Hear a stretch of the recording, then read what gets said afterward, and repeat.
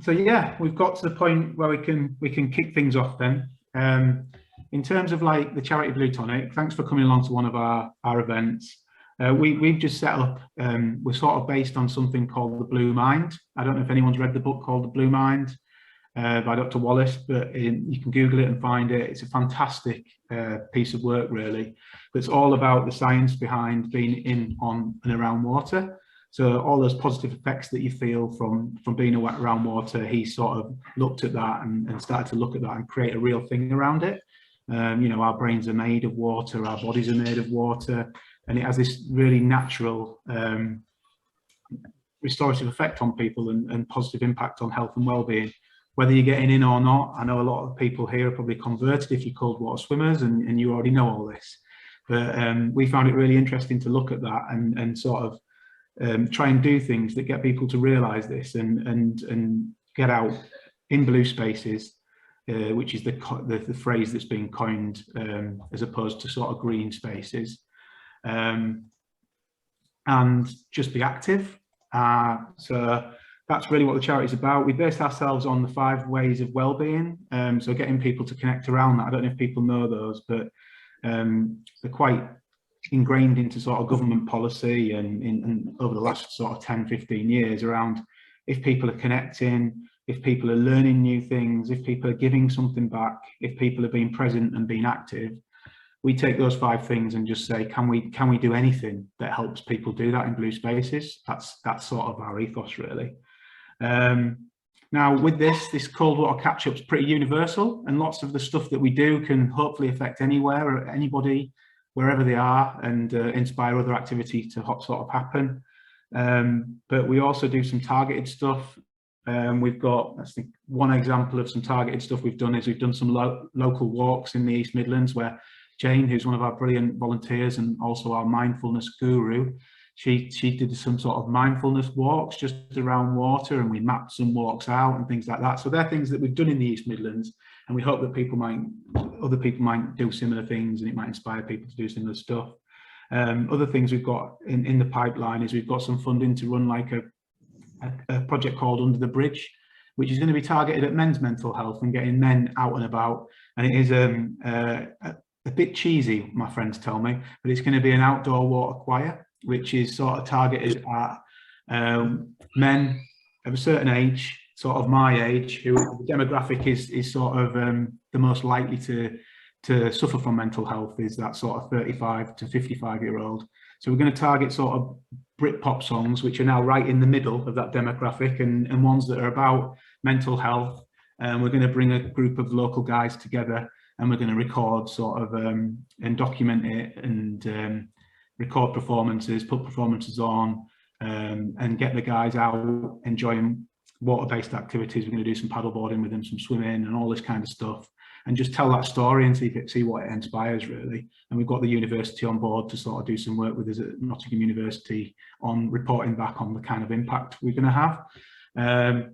Thank you, Katie, for saying that sounds cool, because you probably see that I do get a bit bashful around that, because yeah, other people have sort of said, "God, Scott, that sounds so cheesy." But again, that linked in nicely when I sort of met with Kathleen, because I'm sure she'll tell you as we go through that she likes an odd sing song. So enough about us, really. We're gonna move on. Please follow us on Facebook and all that kind of stuff, and help share the sort of things that we're doing if you're impressed by tonight. But apart from that, we want to put the spotlight firmly back on Kathleen. And yeah, I thought, first of all, hi Kathleen. I don't know if you want to say hello and just say a little bit about yourself. Hiya everyone, I'm Kathleen. I'm from the northeast of England, and I have 3 children. My daughter's 30, she's qualified as a nurse, 2 sons, both have ASD but different variations, and then I have 2 grandchildren, and I have a degree in public health as well as other qualifications. During the first lockdown, I actually went up to way over 40 stone, and I couldn't physically get out the chair on my own, and it was so hard because I decided to just dying. I'd accepted that, like, the weight was overtaking us. I was suffocating, and there was nothing I could do and no way I could get up. And then I saw my sisters posted a picture on Facebook of swimming in the sea, and it took me right back to my childhood, where I learned to swim in my local swimming baths. We had an Olympic pool in the area, and then I used to go to the beach every weekend. In fact, every day we had off school, we used to be down the seaside with my parents swimming the sea, and I wanted to be in. And I don't know if I've left the conversation. Am I still on? No, you're still on. All I've done is just spotlight you so people can see you in all your glory, Kathleen, if that's okay. I think if that works for people, that might be better. So yeah, that's what happened. And I phoned my sister, and I was like, I've got the green-eyed monster. I really want to be with you, and I know I can't. She went, well, come. I went, no, it's not possible. I can't actually do it. I couldn't physically get out of my chair to do it. And she went, you can, just try. So with a bit of persuasion and nagging, I eventually thought, right, I've got to do it, because I'm not going to be here to watch my kids grow up any further, get married, my sons, see my grandchildren grow up. So I went along. I fell over, I don't know how many times, walking down that seafront towards the sea. I face planted the ground, and all I did was roll over and laugh. Leave me alone, I'll get up on my own. I don't know how I got up, and I shuffled the last few yards into the sea because I couldn't get up again. And then people helped us up in the water, which I thought was great for their backs, because I was concerned I didn't want them to hurt themselves. And that's where my journey started. And it started once a week. I was wiped out, and then ended up swimming every day of the week eventually, and I've lost over 18 stone in a year and a half. And that's a brief overview. Any more? No, that's fine. And I think, like, you know, we'll sort of delve into that a little bit and things, but just like in terms of your childhood growing up, what was your first sort of memories of swimming, learning to swim? What was it like up there in the sort of mining area that you live in? And can you describe that to us?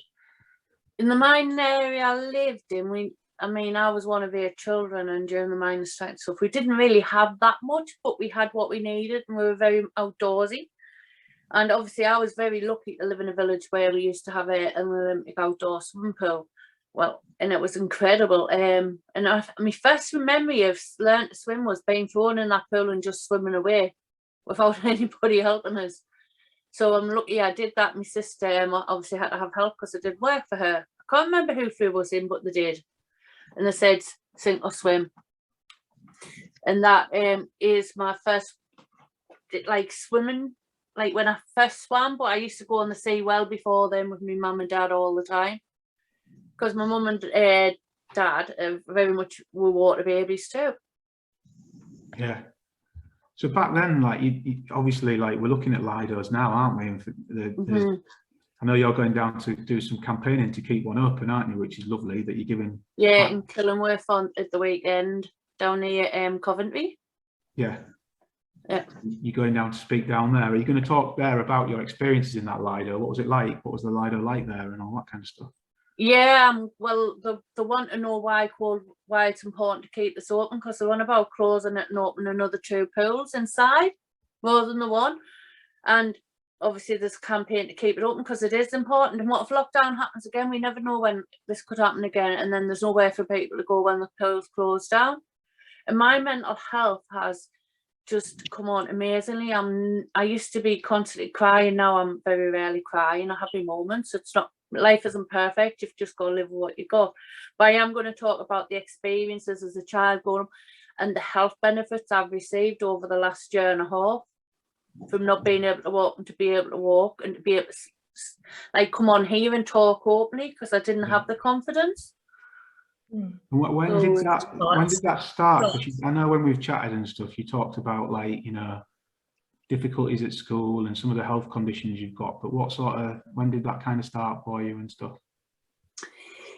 The childhood thing, the difficulties at school started from day one of going to school. I was bullied all the way through, quite seriously bullied at some points. The depression was there from a very early age. I never felt like I actually fitted anywhere in society, not even in my own home, even though I had loving parents. Sibling rivalry, I I classed it as bullying, but when I look back now, it's probably just what you do as siblings and you have your little squabbles. But because I was being bullied so much, I took it very personal. And all the way through school, I struggled massively, and I started stopping to eat. And this is where the relationship with food has changed since swimming as well. I wouldn't eat because it'd be a punishment. And then when I did eat, obviously, it starts fab. I was never a big child. But that was my only self-control while I was growing up. Yeah, so, you had something you could control. And then, so then obviously you fast forward quite a way, don't you? But was there any sort of swimming in between that gap, or like? Oh no, absolutely. I swam from being a child, and that was the only time that I actually didn't have the burden on my shoulders as a child being in the water. I remember taking my sister one day and I wouldn't get out, and she ended up with hypothermia. Well, I was quite happy, but she was off to hospital because it was that cold that day, but I'd been in hours, and she stayed with us because I refused to go out of the water because that was my happy place. Yeah. I remember as a teenager going over the wall as well to go in on a night and swim when I wasn't allowed. Just that one. No, it happens in a lot of places, that kind of thing, doesn't it? But yeah. So you never really stopped swimming then? No, not really. And when I've been able to, I've gone to local swim baths, water aerobics. Whenever I've gone on holiday, I'm never out of the water. I literally must spend 90% of my time in the water, and the only time I'm out is when I've got to eat and go to sleep. Yeah.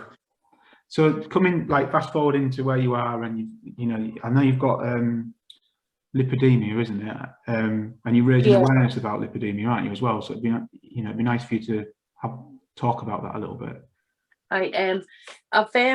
I've got a few health conditions, but the lipidemia I didn't actually realise I had until during lockdown. I saw a photograph of a lady's legs and explained that she had lipidemia, but and then there was a generalised article underneath, and I read it, and I spoke to my GP, and she agreed.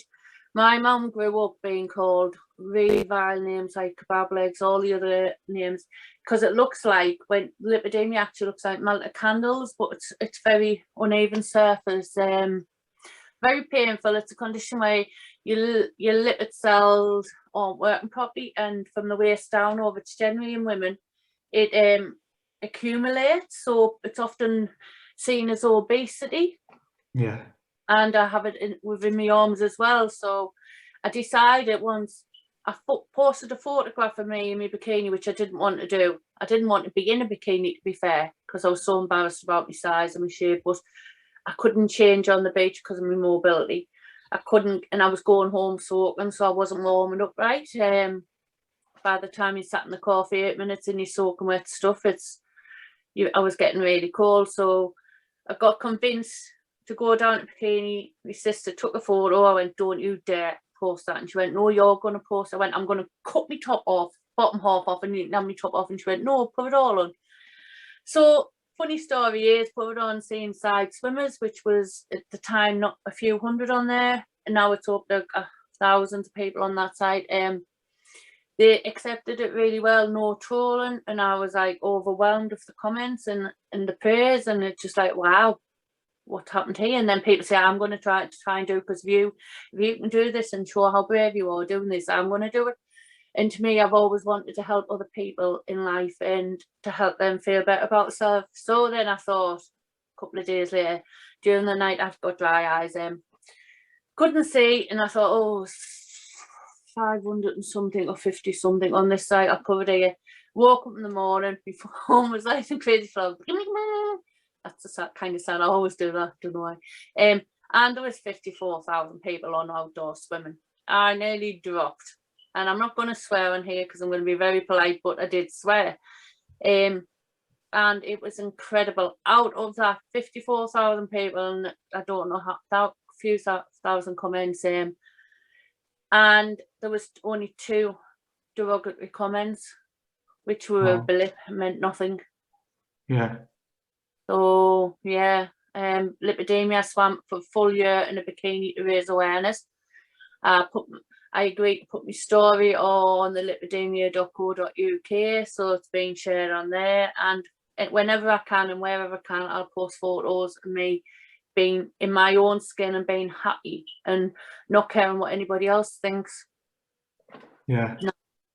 So it sounds like a real combination of, like, was it getting back in the sea, or were you always in the sea anyway, or and of that and a positive experience on social media, those two things, would you say?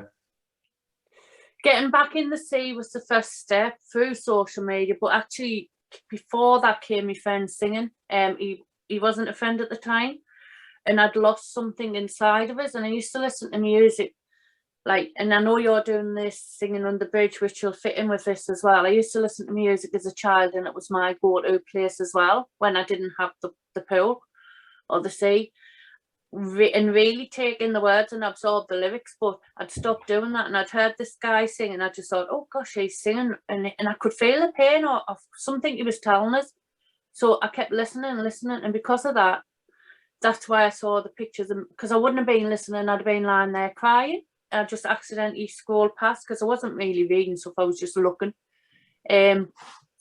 Because of listening to him sing, which he's been teaching us to sing now, I saw my sister swimming in the sea, so it kind of just jumps from one to another, and the music is a big part of it. I'm in the sea and I'm singing and dancing, and I don't care if I can't sing, can't sing.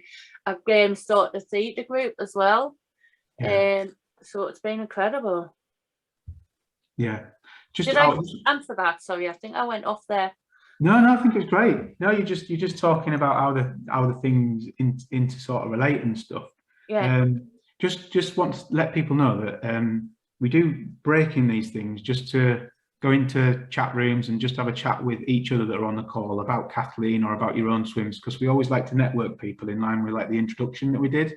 So if people can take part, that's great. But equally, when we come back after that, like, it's your opportunity to ask questions, guys. So if you've got questions to ask, please pop them in the chat, and we'll try and get you directly in touch to ask your question to Kathleen if we can. And Jane's going to be helping out sort through all that sort of stuff. So any questions you've got, you can pop them in. We won't ask them straight away, but we'll sort of gather those and try and cover those in the second half, if that's okay. But yeah, okay, so what do you think's been the most, like, remarkable swim that you've had then? The first one. Yeah, just talk us through that as an experience. That'd be lovely. Yeah, the experience was frightening, and it was, to be fair, it was horrific about my self-confidence, my image, not being able to move, and I was in a lot of pain.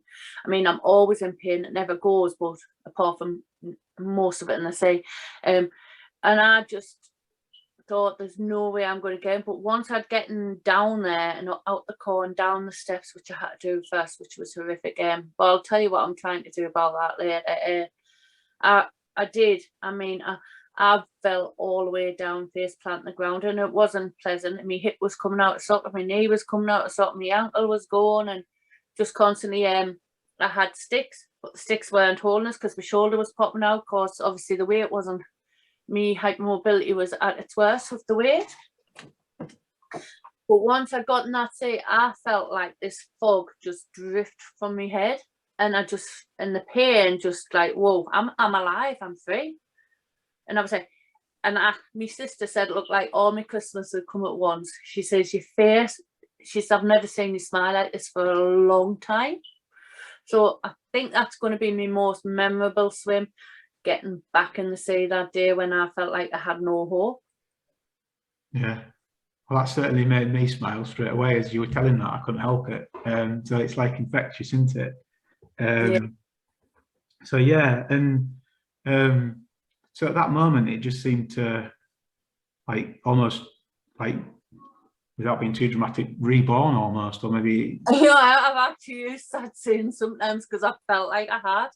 And there's photos I put on where I'm under the sea, keeps saying I look like I'm in the womb. But I've got to be underwater now, which was my aim. I couldn't do it right back then. I couldn't get my head under.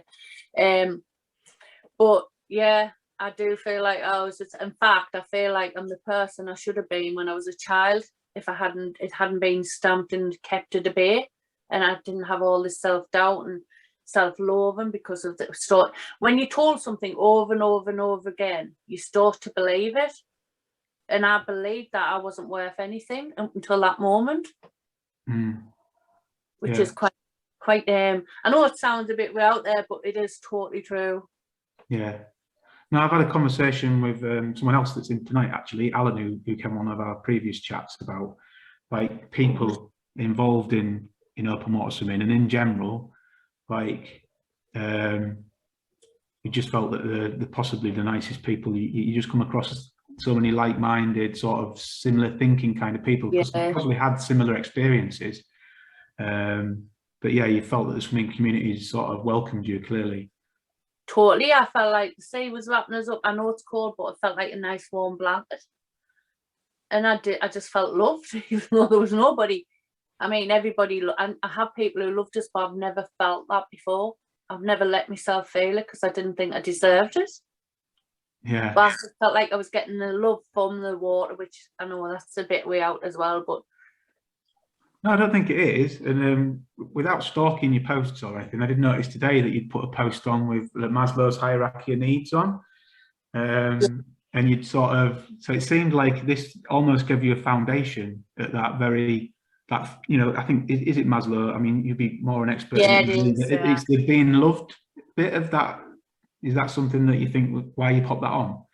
Yeah, absolutely, because I can relate to each step of the Maslow bar, and also relate to the health promotion, where you pre-contemplation, seeing the photos, and then going through the different stages of actually, I can relate exactly to how it is to where I am now. Yeah. But now it's like, and as well, it is empowerment, because I want first for knowledge about it, first to help other people. So I'm constantly empowering myself as well as trying to empower other people to take control and to try and just give it a go and enjoy it. And I've said, even if you get one step out your front door contemplating it, it's a step further than you would have been if you hadn't. Yeah. No, I think it. I enjoyed reading that post today. It was like, yeah, it sort of summed things up really nicely.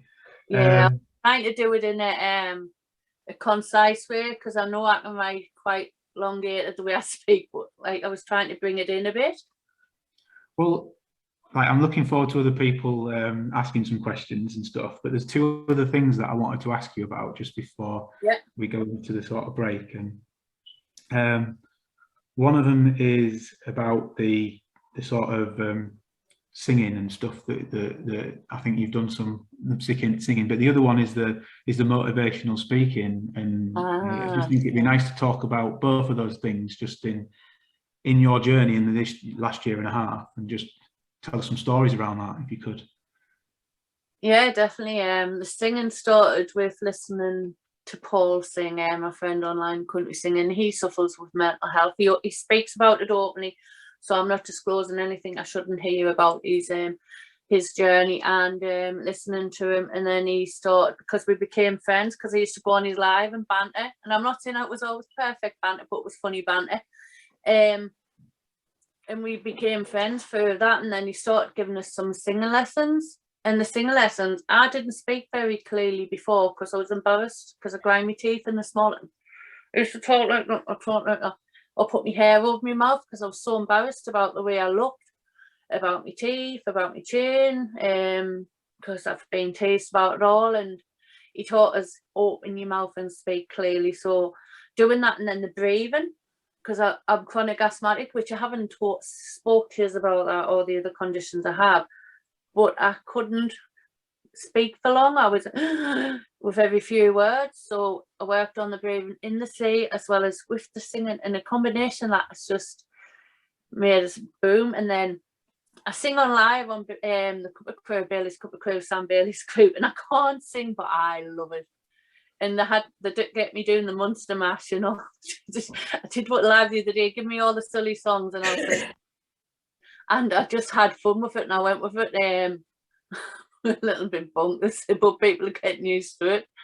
So yeah, singing in the sea. I get everybody else singing the sea. I've joined the theatre group. We're doing a concert in a couple of weeks. I've asked to be if I can hide behind everybody else, but they said I cannot. So I'm going to be singing that for 3 days. Oh wow. So in a year and a half, it's some transition to make, and then talking in front of those young people in your local area at the college. Oh wow, that was incredible, and I'm beaming already at the thought of it. I'd been asked by a fellow swimmer, Tracy, if I'd do it because she teaches health and social there, and I was like, yeah, why not? Go on, and once I've said I'll do something, I tend to do it because I don't like to let people down. So I couldn't get out really. In my head, I was doing it. So it came to the time, and she went, "How many days do you want to do? Do you want to come in one day, or do you want to come in the week?" I went, "Oh no, I'll come in the week." So, but we planned 3 full days. The first time I was anxious, a bit shy. Took me a while to warm up, but then I had the children singing because I wanted them to feel what I felt during lockdown, and if you're at your lowest point, because it was focusing on fixed mindset and changing it to positive. So I wanted them to embrace that. So I had them sing a verse from Working 9 to 5 and a chorus, which actually went down really, really well. But I mean, I think it helps that I'm up stand there and my arms are in the air and I'm just being silly, dancing around, which I couldn't do before lockdown as well. I couldn't dance, I couldn't stand without my sticks for longer than a couple of seconds without being in that much pain. So yeah, I did that, and then I was talking about my journey, which they were engrossed and they understood the lipidemia. There was no bad comments. Talked about how just because one person can achieve something doesn't mean you can't achieve, you haven't achieved, because as long as you've tried your best, then you've achieved. And then we went into like, how would you tell somebody if you're in a fixed mindset? And a lot of them said they wouldn't, because they like to help the peers, or they wouldn't want to look foolish in front of them. So there's no way on earth they would tell them. Yeah, so this is what we did. This is what I did with them. And then we looked at positive words and positive strategies, but it was fun. None of it was all the way through. There was laughter, there was banter. I opened it up to say, ask any questions. So they're putting their hands up. I didn't wait till the end, because I know when you got 16 plus, they can get a little agitated sitting so long. So yeah, I loved it. By the end of it, I was like dancing and singing everywhere. And I got a bunch of flowers off the children. I've been offered a job from it, which is like, wow. From doing 3 days speaking. So I can't wait to start that journey, going around all the personal development classes and then doing teacher training, and because it's what I love and I've always done, help people. There you go. That was the teaching. Fantastic. Now that's a whistle-stop tour of stuff, isn't it? And we know you've been in the national press and all that kind of stuff as well. So I'm sure there's going to be loads more like really interesting questions. Yeah, and then I tried to draw now. I'll just add that now. I'm sharing my creative writing as well on top of that, so which I would never have done before this. Yeah. And I've seen examples of that, and it's nice that that's inspiring people. And there's so many people now that are swimming that are writing poetry and things like that. And it's lovely to see, really. So what we'll do now is I'm going to create just 5 breakout rooms. So there'll be roughly 5 people in each room. Please just use this time just to say hello, meet other swimmers, ask about their favourite place to swim. If it's not swimming, just talk about what's great about tonight or what's not great about tonight. Equally, we'd love feedback on what we're doing wrong and stuff. And from there, it'll only be 15 minutes or so. It's not an excuse for me to go and just put my kids to bed and make sure everything's all right, because but it does allow me to do that.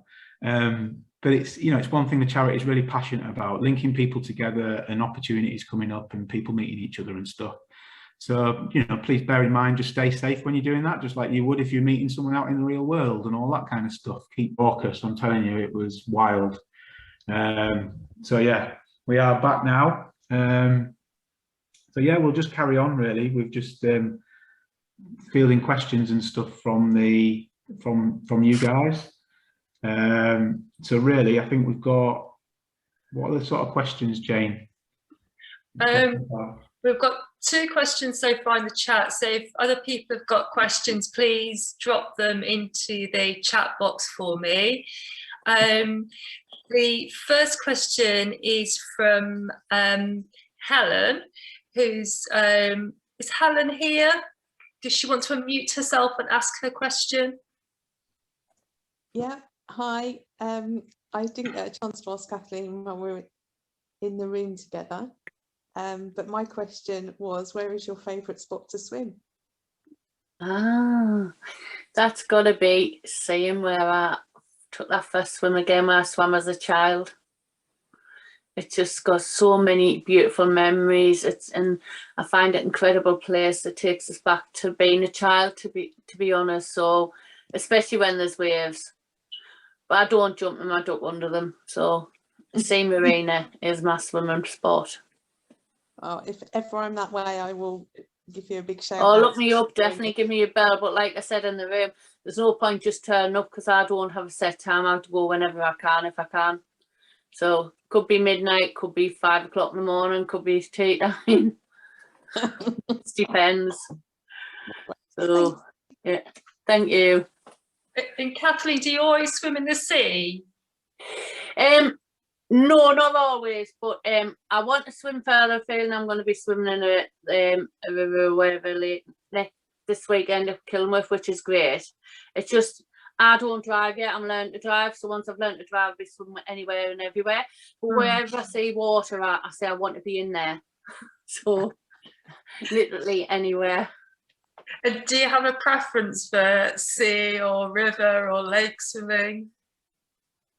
No. No. Water's cold water. So our second question is from Sarah P about Lidos. Sarah, would you like to ask your question? Can you see me? Hello, can you see me? Can you hear me? I can hear you. Yeah, I can't see you. Just to say, lovely to meet you, Kathleen, as well. It's a real honour. Thank you for doing this tonight. When you mentioned about going down to reopen the Lido down, I think you said Coventry. Can you tell us, how do you think reopening the Lidos will impact on people's mental health? I actually think because of all the benefits of the cold water swimming and the fact that when you're locked in, some people don't do the indoors very well. And it's opening the cold water, the temperature actually helps with the mental health. It also speeds up your metabolism faster. You meet like-minded people who like cold water swimming, and it's quite liberating being outdoors, and it's very like a free, fresh feeling. Yeah. And it really just, well, it makes me feel on top of the world. Yeah, definitely. Thank you. Oh, you're welcome. It's just something so lovely, isn't it? About just it's hard to like because I've got so many words. I love your heart, Tracy, and I could describe everything. It's like I could go on forever what benefits I'm getting from being out indoors. It's just unbelievable. There was one question actually from Alan that he mentioned in his room when I went round the rooms. Alan, I don't know if you want to just unmute yourself and ask the question.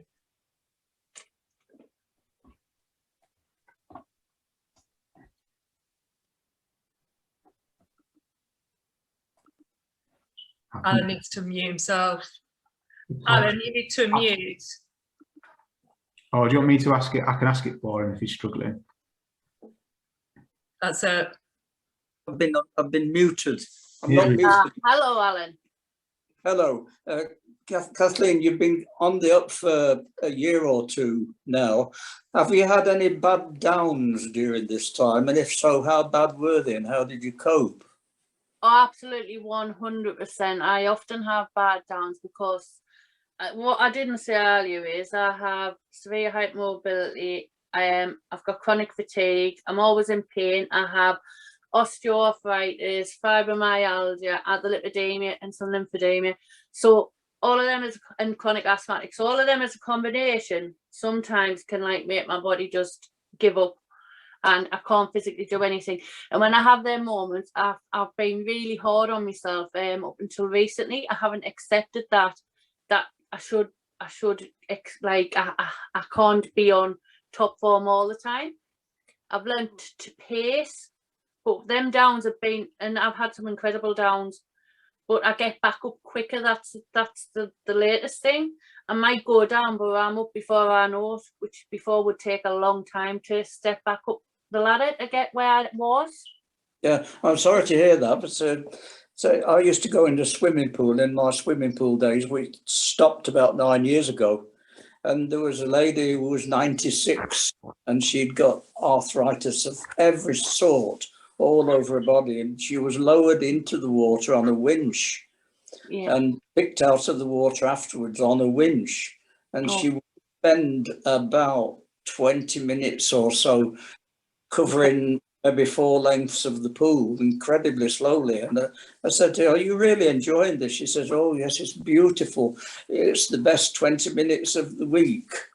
So I can kind of understand that. And I can understand it a bit now because I've got a bad injury myself and I can't go in the water for fear that I should drown. So you do very low. And I had like a fear that what if my joints come out, what if they do this, and what if the pain's too much. But actually in the water, it was just incredible that my body started to work for us. But it doesn't work for us outside as well, because I can't walk as far, and I am relying on sticks. I don't like them. I had to accept I was disabled as well. That was another I don't like that word.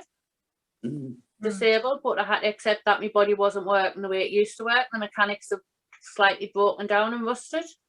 But I've learned a lot through sea swimming the last year and a half. I've learned a lot about myself and what I do like and what I don't like and what's okay and not okay, which has been hard through my life, and I just feel alive. And all of it's where you were, I suppose, isn't it? Yeah, totally, because I'd decided to not be here anymore, and my family, and I was thought exact the same. They didn't think I was going to be here. My son said something quite poignant the other week, which made me cry. They said, somebody asked him, "How long do you think your mum had?" And he went, "Well, at one point I didn't even give her a week." Okay. And that really like hit hard. Yeah. Somebody ask a sensible question now. That wasn't. That was a very sensible question. I'm pleased you asked that, because my journey, like I've told everybody, it's never perfect. You can't expect something to be always up.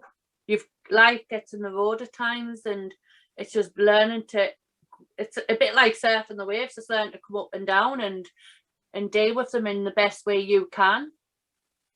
But thank you for that question. I really appreciate it. Thank you. I understand all that. I just was getting an impression that there were no problems along the way, and obviously there are.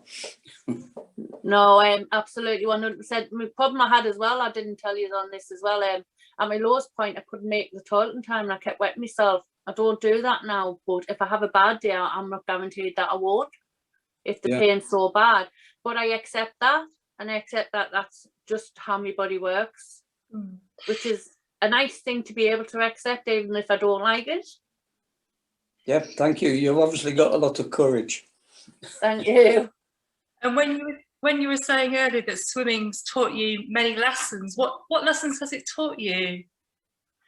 One of the main ones is self-love, and that I am worth it, and I am worth all of the praise or what I give to other people, and that I'm not as an ugly person like I thought I was, because I've been taught that way. Yeah. And that was one of the most important lessons, but it's also learned us to be confident, to be open, and to help, and it's given me the avenue. I've always helped other people, but it's given me the avenue to help people a lot further afield, and I want to continue doing that. And my children said they've never seen us so happy. So yeah, incredible. Brill. So we've now got an important fashion question, Kathleen. So I need to turn to Louise Kemp. Louise, you want to ask your question? I'm just blown away with Kathleen's wardrobe, because she has these amazing bikinis, and I want to know where she gets them from. Oh my goodness. Well, there's a combination of anywhere and everywhere. And as the lady above us likes vintage stuff, I don't mind going buying something pre-loved, as long as it's clean and tidy. But I also go on the cheapest site, Shein. I'll go and buy them brand new, but like for £3 and £4, because I don't like paying £50 a bikini. So whatever I wear is not that expensive, and that's how I can get them, because I get them as cheap as sticks. And I mix and match, and I tie knots in the back of them when the backs are too big. I have all the tricks of the trade, because and I've actually just chucked 5 away today, and I didn't want to get, well, I'm not chucking them away, I'm recycling, but I didn't want to get rid of them. They're too big. Oh, well, when I do my fashion pictures, I sometimes have to put pegs in the back of my clothes. So maybe you just need a trusty peg with you if they get into yeah. I remember walking down the beach one day, and I had a black pair of bikini bottoms on, and I didn't realise I'd bought the ones that were 3 sizes too big. So the store falling down, and went, what am I going to do? Then I realised I had a hair bubble, so out comes the hair bubble, in goes the knot on the pants, and off I went. I had to go in a minute, because I had to go and get them from because I wouldn't have not gone in. I have done that as well.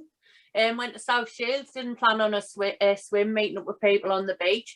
And I went, oh, I want to go. And they went, well, going. I went, I Canada, won't need me bra and pants. She went, well, it's just like a bikini. I went, all right, then okay, that was it. That was the way. And then she says, you've got a hole in your bottoms. I went, oh, well, at least I'm blessed.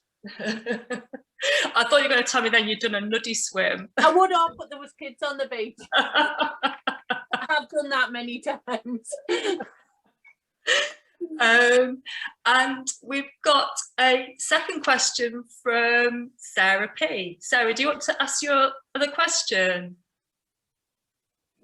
Again, sorry, I could chat to you all night. So I've noticed that open water swimming has sort of, really taken off in the past sort of year or so. Yeah. How much do you think the dreaded COVID has played in your journey and in other people's journey? The dreaded COVID, I say, saved my life. At 2020, people were saying the air plenty. Well, it was for me, and then they were saying it wasn't the air plenty. But to me, COVID actually saved my life, because if we hadn't been in lockdown, I'd never found cold water swimming. And for all I was trying to lose weight beforehand, and believe me, I went volunteered every single day of the week. It just wasn't coming up. I exercised, I done chair exercise, I done circuit training, half sitting down, half standing, with people in cardiac rehab, because I volunteered for the wellbeing service. Chi ball, you name it, I did it, but it wasn't working. And that wasn't because, and I learned, this is a valuable lesson I learned that starve myself and then eating later doesn't work. I mean, I knew that because of my education, but I didn't personally absorb it. So now I eat regularly, I lose weight. Yeah. So I learned to balance out everything within. So COVID's been a massive part of people getting together and swimming, because the pools were closed and you were allowed to do it. The government said you can go swimming. This is somewhere you can go and socialise. So everybody flocked to the shore, which I think's been incredible. Yeah, and you're right. Yeah, like some of the old principles. Yeah, thank you. You're welcome. Yeah, certainly lockdown is when I started to take up open water swimming seriously, because the pools were closed. So I think that's been the case for many people, hasn't it? And we've just fell in love with it. Totally. And I think you find, the dedicated swimmers, because they're still there in the winter, and your seasonal swimmers, which is okay. You just take your time, and it's whatever suits best. You have your bobbers, you have your swimmers, you have your fools, and I fit in, like, not fools, but I'm a fool in the water, like a clown around. So you have your clowns. So I fit into all of them little clubs, whatever you want to call them. Yeah, I think it's like Scott was saying earlier, it's just kind of open water swimming is just kind of very accepting and very open, isn't it? And it it's there for everybody, really. I feel like it has, and I was talking to some teenagers were giving me grief on the beach a few months ago, an example, and they're being quite mean and calling me legs and stuff, but I was like oblivious, because I just think their opinion's their opinion. My opinion counts more than theirs, even if I'm not saying I don't absorb something, it doesn't hurt, because it does, Yeah. But I got in the water and one of their peers was going in and we were going, oh, oh, oh, because of all, you know, when kids just go on in the clothes and they're like, oh my goodness, lady, how can you just get under that water and not say boo? And all of a sudden they thought it was incredible. They went to friends and then they all just thought it was incredible. And like a split second of change from what that moment is what's educating people, and it's showing that like you can just do it and it doesn't matter what your size, shape is, and they're in the water with us. So yeah. And I just accepted that, and I thought that's lovely that how the one moment that they were like that and the next they're nice. Yeah. Thank you, Tracy. One question I've got for you, Kathleen, is you touched on like accepting sort of feelings, and you've mentioned it quite a bit actually. And I do something in my day job. I do a bit of work with something called ACT therapy. I don't know if you've ever heard of it. Acceptance commitment therapy, which is it's spawned out of CBT. It's really, if you Google it, you'll find. I've heard cognitive therapy, but not so much the active. Yeah, well, what I found, some of the CBT stuff didn't quite work for me, but ACT did, because it was all about learning to process thoughts and feelings. Yeah. Rather than, you know, like lots of things tell you to push them away, but some of it's descriptive. So it's like you might hold your feelings and imagine they look like something, and you sit with them, yeah, content with them, and that helps process and stuff like that. Sorry, it's called ACT therapy, ACT. Yeah. Acceptance commitment therapy. Someone's just asked in the chat. It was Audrey. So yeah, but yeah, it's there's plenty of little really quick videos you can watch on it, and it sort of tells you about what it is. So yeah, but I didn't know if that resonated at all, because you seem to be like really accepting of like your situation and processing stuff rather than running away from things. 100%. I used to run away, and it's pain. I accept pain now as a friend, not as an enemy, and that's just an example. My pain had kept me down, and that's when I stopped walking. I was walking. I was walking like that, and if I stand up, you probably see I have like a much straighter back, but I was bent right over. I couldn't actually stand straight. So when I first went in the water, I walked down the beach bent over with my sticks. And that was because of the pain. I'd let the pain take over everything and I'd give up. But once I accepted the pain and I worked with the pain, it became, I was less tense, less agitated, my asthma settled down. I was having less anxiety attacks. And then I've been able to do a lot more just through acceptance. Yeah. Does that make sense? No, massive sense. And it's just, it's nice that you found that without, I different things, but I had to find that like therapy to help me, just as one thing that helped me. Do you get what I mean? But it before that, I didn't come to that natural conclusion of accepting things. I was always pushing thoughts and feelings, and me too, and burying them deep and not letting them out. And another way I do it is through poetry. Yeah, exactly. So it starts to feel like you're holding a ball under the water. Sorry to use lots of water analogies, guys. You can probably tell I'm obsessed. And you could hold it down for so long, and you could smile and all that kind of stuff. But then that ball would pop up, and it would be like, but by actually accepting that at times, you know, you feel slightly unhappy, or at times you feel sad, or at times you feel in pain, or whatever that may be. That really sorry, Tracy just said somewhere she remembers something last year. Are you with us, Tracy? Oh yeah. What was that you said, sorry? I remember watching you last year, pushing yourself to keep going. Yeah.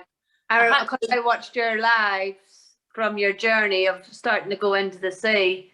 I watched you, as you say, now you just kind of go in, you go in a bit more stronger, but then you could see the struggle of every step of Kathleen going into the sea, because you shared it with us all. That's how I watched Kathleen's story. And you did struggle then, but what you did do, you kept going, didn't you? Yeah. And that's what I love about you. Yeah.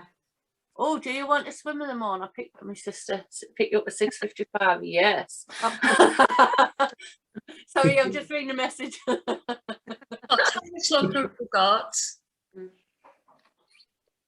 How much longer have we got? Sorry, we've got another sort of until 5 to 9, really, because we just do a summary at 5 to 9. I'm not going to do a second breakout room or anything like that. I think it's yeah. So Audrey's got a question. If Audrey's here, is Audrey here? Maybe Audrey's gone now. Maybe. Yeah. Well, if I may, I'll ask a question. And what's been your hardest swim, and have you encountered animals when you've been in the sea? No. My hardest swim. I wouldn't say the first one getting into the sea was the hardest one, but my hardest swim was, it's between the driftwood and the riptide. I'm trying to decide which was the worst. So a few weeks ago in Devon, they said it was clear to walk in, which I know in person you should check yourself. So I just walked in. I walked into a bit of driftwood, and it covers right between the legs, and it was very painful. So that was a very difficult swim. I swore a lot, and it said, sorry, I haven't got Tourette's, but that would be a good example of somebody if they did. And then the other one was when the riptide came, and it wasn't like that when I first got in, and it just hit me so hard that I went down and went under. And this is when I didn't have the balance, and I had to have a lot of people help us up to get out. So I think that might have taken over the other one. Yeah, that'll have been the worst one. Knowing when you should be in and you shouldn't be in is a learning curve as well. And then animals, yes, there's been little sea lions around, little birds, and there's dolphins, but not actually where we are, but swim past us all the time. So just a bit further up, little fishies, a little crab bite my leg, lots of jellyfish, and I went regardless, and I got stung everywhere. Yeah, there was, oh Tracy, there was a little octopus, wasn't there? Yes, I forgot about that. Oh wow. So yeah, we've seen it all. Yeah. When I'm in Norfolk, I often see seals, and it's okay when they pop up, but it's just when they pop back down again, you think, where have they gone? And then where are they going to pop again? My friend says she'll feed us the shark first. So,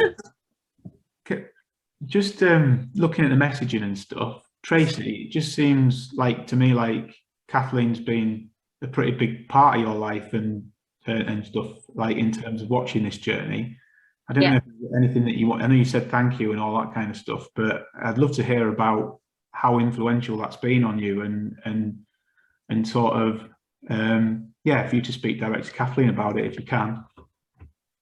I'd like to say thank you, Kathleen. You know, we met in a different group, me and Kathleen, on Kathleen, she came on, and there was this lady, she says she's at seeing, she's about to go into the sea, and I was like, Jesus, oh pardon me, she's up at sea. I'm about to go in the sea, and here's me and my husband, and this is around just before Christmas. Oh, we thought, oh, she's mental going in the cold water this time of year. Do you know what I mean? She's mad, she's crazy. But also at that time I was in lockdown, and I'm used to working all the time, and I kind of wasn't in a good mind space at the time because I was getting bored, and then boredom creeps into other things, and then I wasn't medically diagnosed as depressed and stuff, but I could see my mood changing, my personality, just things. I just wasn't being myself.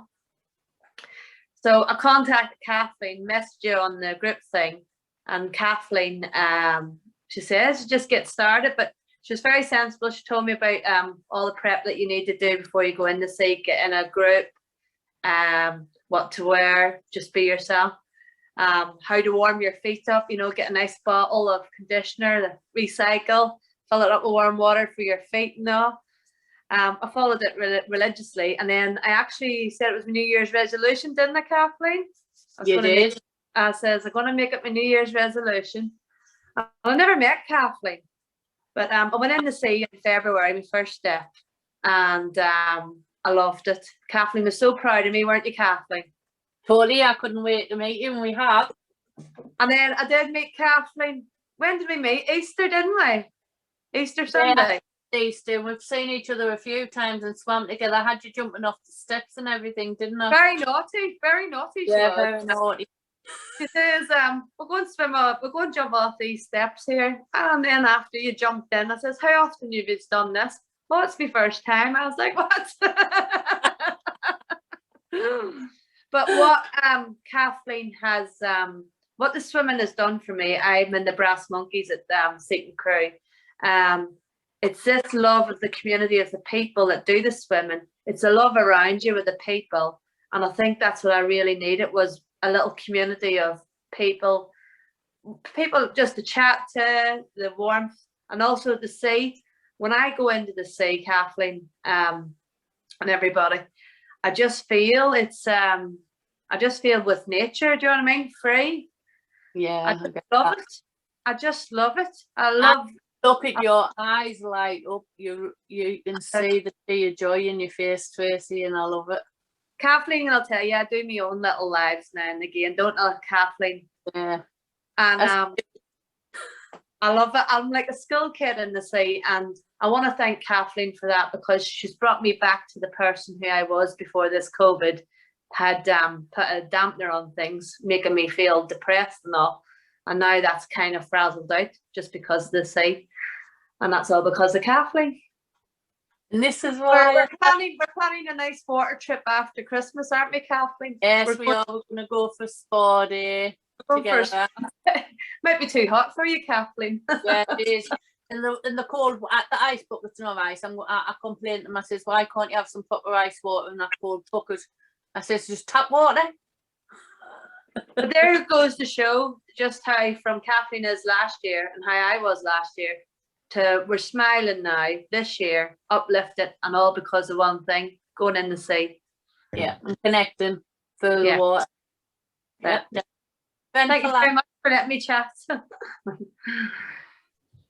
No, that was perfect, that, Tracy. Thank you. I thought it was almost like we planted you, but I didn't realise you guys knew each other or anything like that. Oh no, I planted her. I told her to come on. Well, I felt the warmth in the messages and stuff, so it was just like, yeah. I've always been thanking Kathleen throughout the year, because we're on the little group that we're on. Yeah. It's she's one of the people from last year who inspired you the most. Like if you were to say who inspired you the most, Kathleen would be my number one for helping me mentally and to be happy and it makes me a better. But them things make me a better mum. They make me a better everything. Do you know what I mean? Yeah. And I'm proud of that. Thank you, Tracy. Oh, I'm beaming and blushing. But you know, I mean that from the bottom of my heart, Kathleen. Thank you, Tracy, and I love you back. You're an incredible lady. I love you. Yeah. I mean, I think I can't see any more questions in at the moment and stuff. There's a couple of people that have had to go, but yeah, has anybody else got sort of final question or so for Kathleen? I don't think I've missed anything. Cool. But no, I think that's been one of the sort of best chats we've done, Kathleen. It's been absolutely amazing. Sure. Thank you. And you know, just in terms of, I'm interested in knowing what next. If you're anything like me, I don't plan too far in front and stuff. But if you want to say anything about what next, I think that'd be lovely to hear. Yeah, well, there's going to be a little video clip come out about us, and my friend's writing a song to go over the top of, which will be incredible. I've heard a bit of what he's wrote and it's just spot on. And what next? I want to keep on inspiring people. I want to keep on helping people and being there for people, and just I'm writing a book. I haven't got very far, but I'm writing a book because people keep asking me to. They can get rid of the nonsense of a movie because that's not happening. But yeah, I'm gonna keep. I'm enjoying the poetry actually, and I'm loving that. And I'm just gonna keep on embracing life and letting it take us wherever it wants to take us. Because right now the journey it's took us on has been incredible, and and I've learned to be me. So I don't know if that was a bit of a cop out of an answer.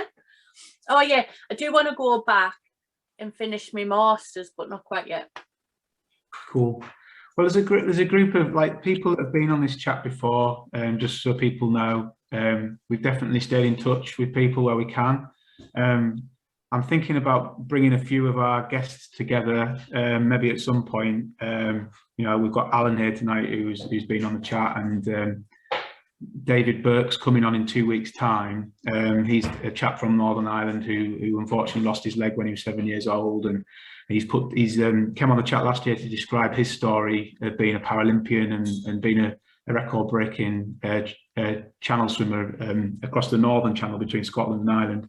He's managed to put together a whole team of amputees now, which will be the first time that's ever happened, attempting to cross the Northern Channel off the back of being on one of these chats. So things like really nice things are happening. You can't always like quantify them. When you guys go off in little rooms and talk to each other, magic can start happening, and you know, you guys have done it through different swimming groups, so it's not always us that are doing it, but certainly that's the kind of thing we want to promote. So we're sort of toying with the idea of having Bluetonic maybe ambassadors or champions or something like that. I'd love to do that.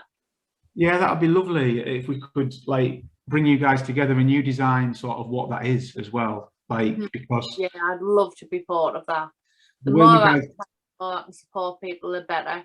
Yeah, if we can get something out there that's about that wide messages about being safe, but in, on and around water, like, you know, it can have such a positive effect on people's mental health. It's not the absolute answer. There's normally a few other things happening in the background as well that help.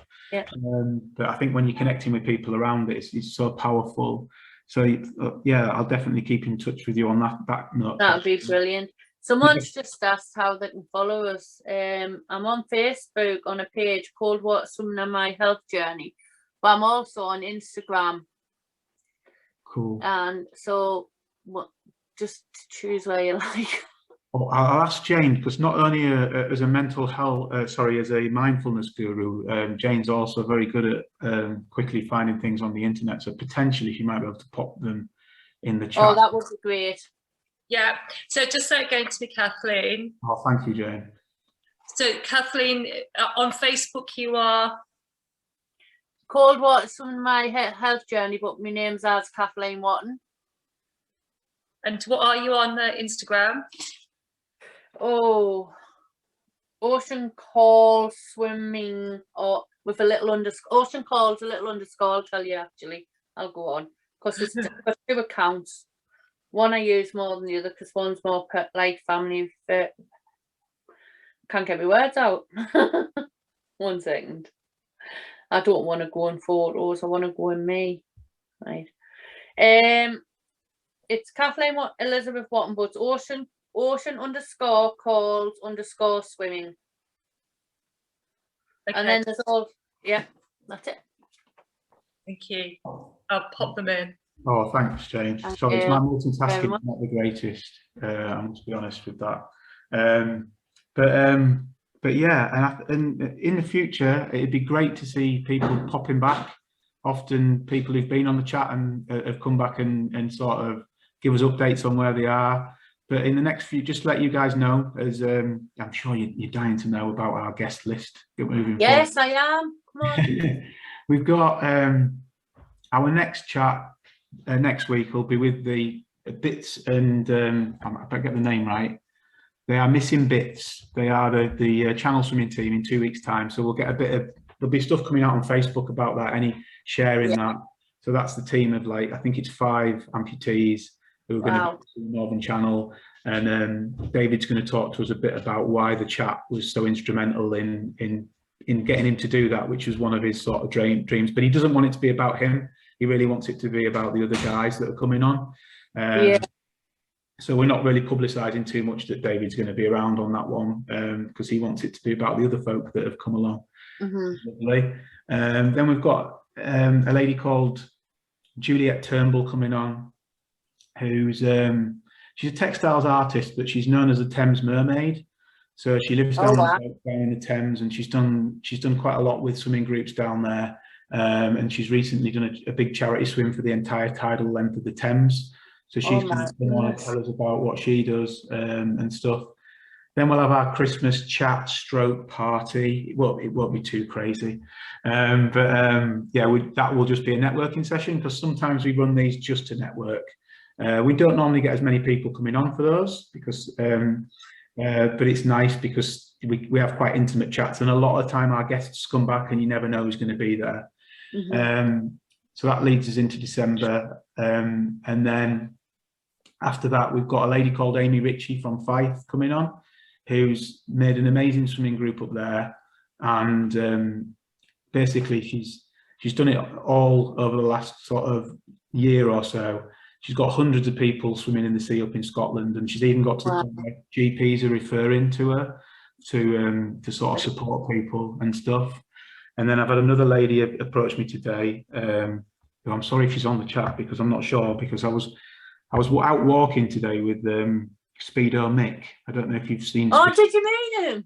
Yeah, I met him today. Yeah, Kathleen. So I've been a bit tired because he doesn't half move at a bit of a pace. I'm so happy you met him.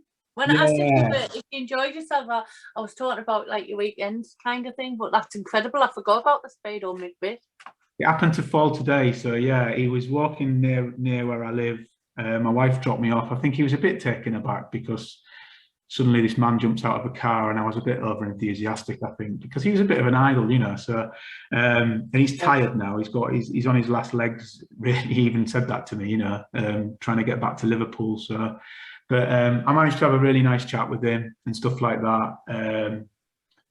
Yeah, maybe he'll come on the chat at some point. I don't know, but it was just so nice to walk with him and stuff like that, and just meet him, because yeah, what he's doing for sort of mental health and all that kind of stuff, and overcoming addiction and things like that. And he name drops Kathleen as a bit of an inspiration in terms of getting into cold water swimming as well. So, so yeah. But please keep an eye on the charity and all that kind of stuff and the things that we're doing, and please pop back. And longer term, we never ever have plans to ask for any money for these kind of things. We will have a donations button set up, because it does cost us a little bit of money to run this and stuff like that. But that'll just purely be on a voluntary basis based on what you feel it isn't set up at the moment, our donations, but we're hoping to, and we're hoping that we get a little bit back so we can put that back into bringing funding in and working on some of the projects that I told you about. But at the moment, you're safe anyway. We're not asking for that, but hopefully at some point. But we're really interested in feedback to see whether you think it's worth that, because we don't want to put an upfront cost to people, and we don't want to be pushing it and ramming it down people's throats. But equally, we do need a little bit of money to do some of the longer term things we want to do, and to have that really wide impact and things like that. So it'd be nice for these to sort of generate a little bit of funding if it helps. And also, Jane's got some swimming caps coming out that'll be Bluetonic swimming caps, and they're going to be very limited edition, Jane, aren't they? So hopefully you'll see those and think, at least if I'm purchasing one of them, I'm giving something back, because they'll be out in the next few weeks. But yeah, apart from that, I think we're more or less finishing on time, around 9 o'clock. So thank you so much to everybody. Please keep in touch on Facebook, direct messages, whatever, and we hope to see you back in the chats and all that kind of stuff. But yeah, I'll just end that there for now. Thank you, everybody. I've really enjoyed the chat.